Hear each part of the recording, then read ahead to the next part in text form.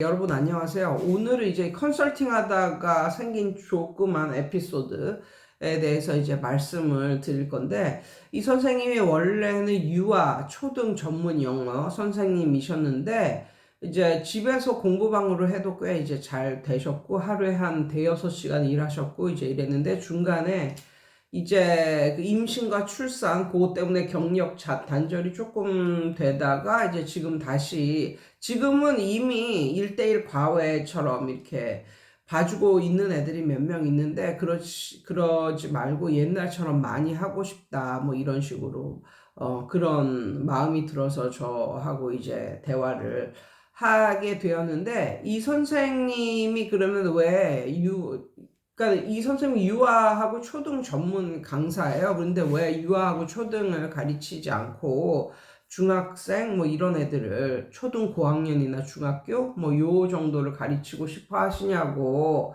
그랬더니, 그때 그 선생님이 그렇게 말씀하시더라고요. 유아하고 초등을 가르치면 시시콜콜 다 보고해야 되고, 항상 전화해야 되고, 동영상 찍어야 되고, 엄마들이 모르는 게 많으니까 항상 시시콜콜 물어보면 다 대답해 줘야 되고, 이게 너무나 싫다. 본인은 그게 너무나 싫다. 가르치는 것만 전념하고 싶다. 뭐 이런 식으로 이제 말씀을 하셨는데, 제가 그 선생님한테 그랬어요. 뭐라 하냐면, 그 선생님한테 이것저것 가르쳐 주다 보니까 또 무슨 생각이 들었냐면, 이 선생님이 유아 초등 전문이고 요 초등 고학년 이상 중고생 뭐 요거는 경험이 별로 없구나라는 것을 느꼈어요. 그래서 이 중고생을 가르치는 이것도 정말 힘들다라고 말씀을 드리면서, 그러니까는 너무 다뤄야 될 이런 책들이 너무나 많고 가지수가 너무나 많고, 얘네는 또 내신 관리까지 해줘야 되기 때문에 얘네는 뭐 얘네가 더 어려우면 어려울지 더 쉬운 건 없다라고 말씀을 드리면서, 제가 뭐라 그러냐면, 선생님 원래 남의 떡이 커 보이는 법이에요 라고 말씀을 드리면서 뭐라 그러냐면, 선생님 초등이나 그 유딩이나 뭐 초등 저학년 요런 애들 가르칠 때는 가끔씩 똑똑한 애들 있지 않았냐고. 어리지만 잘 알아듣고 똑똑한 그런, 그래서 가르칠 맛이 나는 애들이 있지 않았냐고 그랬더니 그 선생님이 맞다는 거예요. 그래서 제가 그 선생님한테 그런 말을 했어요. 맞아요. 선생님, 애들이 어리면 엄마들은 그들을 보호하는 그런 안전함을 훨씬 생각을 많이 하기 때문에, 그래서 아파트에서 공부방으로 잘 되는 거예요. 얘네가 이미 초등 고학년 아니면 중학교 이상이 되어버리면, 요즘 엄마들은 정말 자식이라도 가성비 따지고 이렇기 때문에, 이렇게 봐서 정말 공부할 싹이 보이는 애들은 그냥 공부방 안 보낸다. 그냥 얘가 좀 공부 쪽으로 나가도 될 것 같은 이런 느낌이 벌써 중학교 정도 되면, 이런 느낌이 들면 좀 더 전문적이고 그런 큰 학원으로 보내지, 작은 아파트 공부방 잘 안 보내신다고. 물론 그 선생님이 그 아파트에서 정말 유명해지고 뭐 정말 몇십 년 동안 애들을 잘 가르치고 뭐 이래가지고 뭐 그러신 경우라면 뭐 이런 경우는 아니겠죠. 그렇지만 그렇지 않고 그냥 보통 평균적인 걸 보면 아파트 공부방 그런 거는 이제 유딩이나 초딩들이 많이 다니고, 보통 이제 애가 잘하거나 이제 그러면 큰 학원이나 이런 대형 학원이나 뭐 이런 전문 학원을 보내지, 이렇게 그 공부방 형식으로 된 곳을 잘 안 보낸다. 그러면 중학생이라도 공부방에 오는 애들 중에는 공부방에 오는 애들 중에는 중학생이라도 머리는 초등보다 못한 애들이 정말 많다. 그리고 게다가 성격이 정말 이상한 애들도 많다. 올라갈수록 그렇다. 올라갈수록 애들이 공부 못하는 그런 확률이 훨씬 높다. 그래서 일반 그냥 학원에 못 들어가고 그냥 조금 좀 긴밀하게 좀 관리받으려고 요런 목적으로 이제 공부방을 오는 애들이 많다. 그렇기 때문에 초등 저학년하고 유딩 요 애들은 그냥 엄마들하고 그냥 그런 게 좀 힘이 든다면, 중고등학생은 초등 고학년서부터 중고등학생은 엄마들하고만 그런 게 아니라 막 뭐 보내고 뭐 엄마들한테 뭐 문자 보내고 동영상 보내고 이거는 좀 적을지라도 애 자체하고 선생님 사이에 문제가 굉장히 많다. 그런데 중요한 건 이 문제로 부모하고 통화를 하거나 그러면, 부모하고 대화를 하잖아요. 그러면 그 부모가 더 문제가 많아서 말이 통하지 않는 경우도 굉장히 많다라는 말씀을 드렸어요. 그러니까 선생님이 그냥 경험한 거는 유딩하고 초딩 저학년 요거밖에 없기 때문에 이제 요거에서 이제 그런 단점이 있는데, 이제는 더 이상 그렇게 하고 살고 싶지 않아서 지금 그 이상의 초등학교 고학년, 그 다음에 중학교, 그 다음 고등학교 이거를 생각하지만, 이 중학교, 고등학교 이거는 더 심하다. 더 기본적으로 더 말을 해도 잘 못 알아듣는 이런 애들도 굉장히 많고, 또 어렸을 때 이런 버릇이나 행동 교정이 안 되고 그냥 중학생이 되고 고등학생이 되고 이런 애들은 선생하고 굉장히 이 트러블 이런 게 굉장히 심하다. 그래서 요거는 여기에서 생기는 그런 거는 더 심하다. 그래서 단지 그것 때문이라면 아니다, 선생님.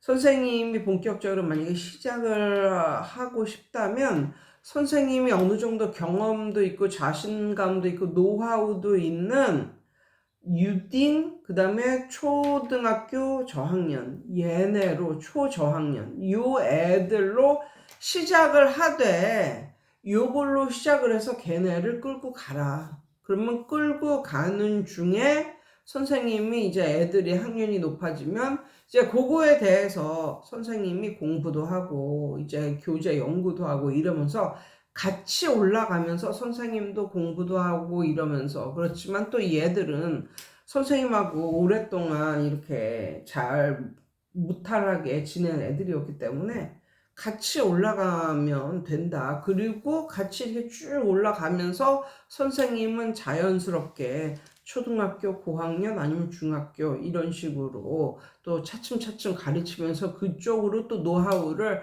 쌓으셔라.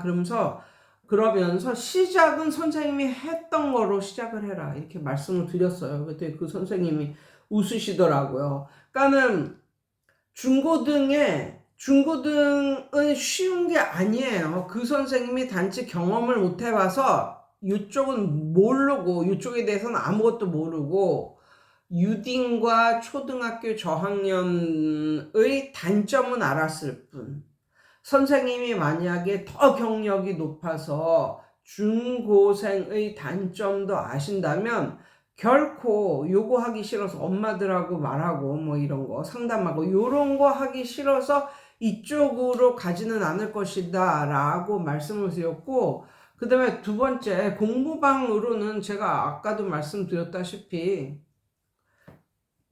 초등학교 애들이 많이 옵니다. 그때는 이제 그 공부 이런 거보다도 애들의 안전 뭐 이런 걸 신경을 쓰기 때문에 오히려 엄마들이 공부방을 더 선호를 할 수도 있는 거예요.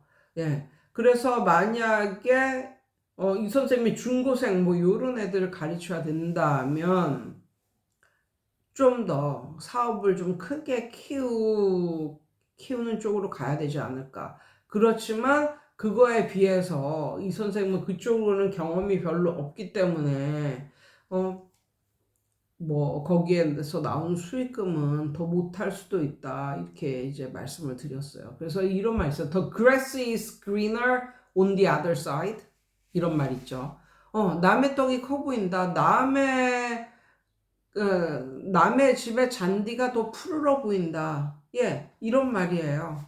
그러니까 선생님들도 명심하셔야 되는 게 초, 중, 고가 있잖아요. 그러면 확실히 초등학교, 초, 중, 고 학년이 있지만 만약에 집에서 시작하시는 그런 공부방으로 시작하시는 분들은 초등학교를 가르치는 게 맞는 것 같아요. 초등학교를 가르치는 게.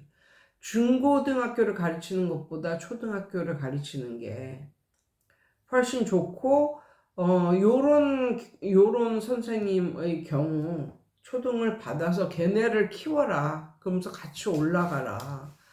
이런 말씀을 드리고 싶어요. 그리고 그 선생님이 여러 아이들을 가르치고 싶다라고 이제 말씀을 드렸는데, 또 이런 말씀도 드렸어요. 맨 처음에는 그냥 돈을 번다는 느낌보다는 그냥 베푼다는 느낌으로 그냥 한 명 한 명 열심히 가르치면 될 것 같다. 이 선생님이 여러 아이들을 가르치는 노하우는 말씀을 드릴 수가 있겠지만, 이 선생님이 이 중고생들을 가르치는 그 경험이 적기 때문에, 만약에 애들을 많이 받는 그런 거를 배웠다 쳐도 그것을 끌고 가는 건 선생님인데, 선생님이 이쪽으로는 경험이 적어.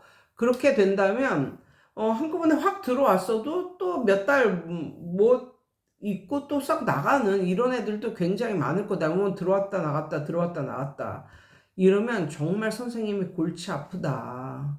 그러면 이거는 정말 일은 일대로 죽도록 하는데 돈도 안 벌리고 이런 쪽이 되기가 쉽다. 그래서 가장 자연스럽게, 그리고 지금 선생님은 많은 아이들을 가르칠 그런 그 경험치도 안 쌓였기 때문에 그냥 가장 자연스러운 것은 그래도 이 선생님이 1대1 과외를 하기 때문에 그래도 1대1 과외 비용으로 돈을 받기 때문에 뭐 아주 적은 건 아니에요. 예, 아주 적은 건 아니에요. 그러니까는 그 과외 비용으로 돈을 받기 때문에, 그래서 한 명 한 명 들어오는 거를 그냥 받아라. 그렇게 이제 가르치면 엄마들도 느끼겠죠. 아, 이 선생님 가성비도 좋고 뭐 만족하고 뭐 이렇게 되면 나중에는 더 이상 받을 수 없는, 그러니까 타임대가 안 나오면 나중에는 말을 해라 애들한테. 2차 저차 해가지고 이제 더 이상 타임이 안 나와서 이제 묶었으면 좋겠다. 얘하고 비슷하니까, 레벨이 비슷하니까 묶었으면 좋겠다. 그러면 엄마들도 생각을 했을 때 만족하고 애가 다녔는데 왜 이렇게 뭐 좀 묶었으면 좋겠다라고 하는데 거기에 굳이 안 된다고 할 엄마들이 있는가. 그래서 좀 오랜 기간 이렇게 아이를 성실하게 가르치면 엄마들도 선생님을 인정할 것이고, 그렇게 되면 그때 가서 얘하고 묶자, 뭐 쟤하고 얘하고 묶자, 뭐 이런 식으로 말을 해도 흔쾌히 뭐 따라줄 것 같다, 뭐 이런 식으로. 그 대신 뭐 수업 시간을 좀 더 많이 하겠다, 뭐 이런 식으로 하면은, 요런 식으로 운영을 하는 게 더 안전하고 애들이 오래 다니면서 선생님도 스트레스 안 받고 그냥 길게 가는 것 아닐까, 이런 식으로 말씀을 드렸습니다. 아무튼 예, 오늘은 요런 내용을 공유합니다. 여러분 오늘도 좋은 하루 되세요.